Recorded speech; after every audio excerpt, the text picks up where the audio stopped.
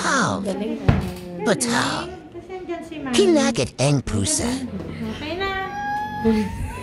Today is Thursday schedule ng hospital para sa mga makukulit na batang nakagat ng mga animal. Kahit ayaw ko sana ipa-inject yung anak ko pero yung instinct lo sinasabing magpa-inject ako dahil cure is better than prevention. Kanina galing nga pala kaming hospital para magpa-inject ng anti-rabies dahil nung Sunday nga habang nagsisimba kami nakagat nga ng pusa tong anak ko. Ang sabi ko pa nga sa kanya magiging pusa ka na niyan pag di ka magpa-inject at yung pusa na natin ang magiging shek-shek. Ang itsura niya nga dyan ay sobrang kinakabahan. Tinanong niya pa nga sa akin kung masakit magpa-inject. Ang sabi ko naman sa kanya ay parang kagat lang naman ng pusa. Halika na.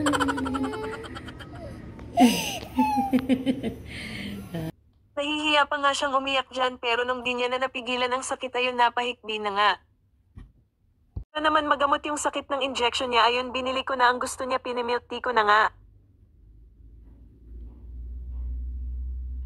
Diyos ko akala ko ay wala akong gagastusin dahil wala na nga akong binayaran sa hospital pero mas mapapagastos pa ata ako sa merienda ng batang ito.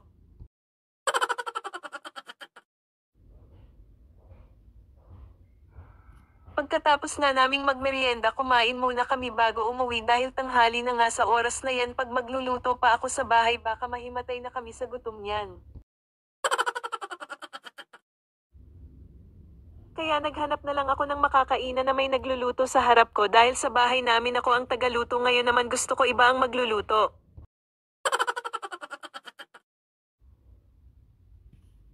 Unlimited pa nga ang makain dyan ang pancake nga nila paboritong-paborito ng mga bata at syempre kahit matatanda.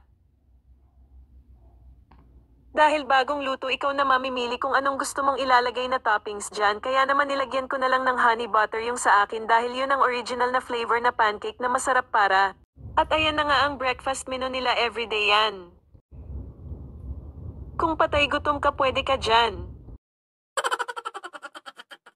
Kompleto pa nga yan dahil meron silang fried rice sa bawat iba't ibang klase ng ulam. Siyempre, hindi din mawawala ang vegetable at fruits para sa mga healthy living para pagkatapos mong kumain matutunaw agad. Pagka-uwi nga namin dumating yung order ng anak Q sa Shopee sobrang excited pa nga siya dyan buksan ang mga bag at gagamitin Maya para sa kanyang bento baon dahil sa mall na isip Q apakamahal kaya naman na. Shopee na lang Q mas mura na nga ay deliver pa sa bahay niyo door to door. Para sa mga mommy dyan na practical or nagtitipid pwede nyo po i-kick out yan para mapapamura ka. Sa panahon ngayon hindi na pamahalan ng presyo ang labanan kundi basta may magagamit ka na lang ay okay na aba. Sa hirap ba naman ng buhay sino pa naman kayang may ganang magwaldas ng pera? Naalala ko nga nung mga bata pa kami ang mga magulang namin basta sasapit ang pasukan pupunta nga kaming lahat para bumili ng mga bagong damit at gamit para sa pag-aaral namin. Kaya ngayon gusto ko din ay parana sa anak ko yon. Kaso wala lang akong pera.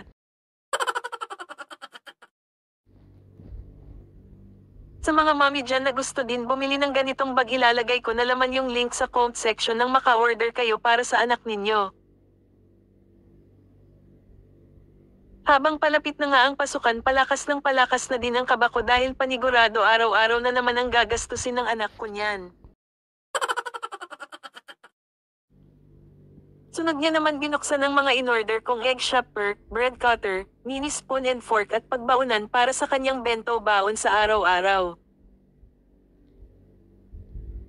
Sa pancake lang masaya na din naman si Shek-Shek.